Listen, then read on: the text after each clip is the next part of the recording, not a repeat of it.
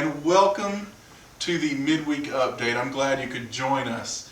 This week in Thrive, we talked about Mark chapter 3, verses 7 through 12.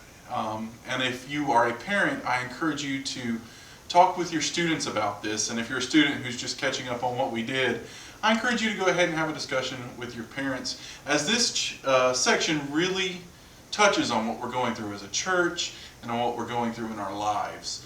So I'm going to read it, and then we'll go over a little bit about what we said last Sunday. Mark chapter 3, verse 7. Jesus withdrew with his disciples to the lake, and a large crowd from Galilee followed. When they heard about all that he was doing, many people came to him from Judea, Jerusalem, Idumea, and the regions across the Jordan and around Tyre and Sidon. Because of the crowd, he told his disciples to have a small boat made ready for him to keep the people from crowding around him. For he had healed so many that those with diseases were pushing forward to touch him. Whenever the impure spirits saw him, they fell down before him and cried out, "You are the Son of God." But he gave them strict orders not to tell others about him. At first glance, it seems strange that Jesus doesn't want anyone to know he's the Son of God. But this passage actually comes right behind a time where the Pharisees are trying to determine how to trap him and kill him. And so it actually makes sense that he's not quite ready for people to know he's the Son of God. Jesus in this passage is seeing his ministry in terms of seasons. It's not quite the right time for that to be revealed.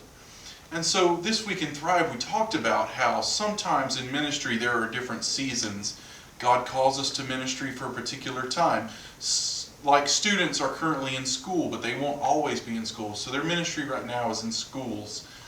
But sometimes your ministry comes to an end, goes into a different season, and that means that God is calling you to something different. And we're really going to talk about that in much greater detail next week. And so I encourage all students who are available to attend. And parents, I encourage you to be thinking about what that means for you personally, as well as what it means in the life of your students. So again, join us next week at 5 o'clock for Thrive. Jesus withdrew with his crowds. He didn't withdraw with his crowds. All right.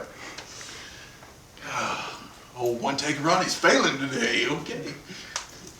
Here's the little thing. Feel the need to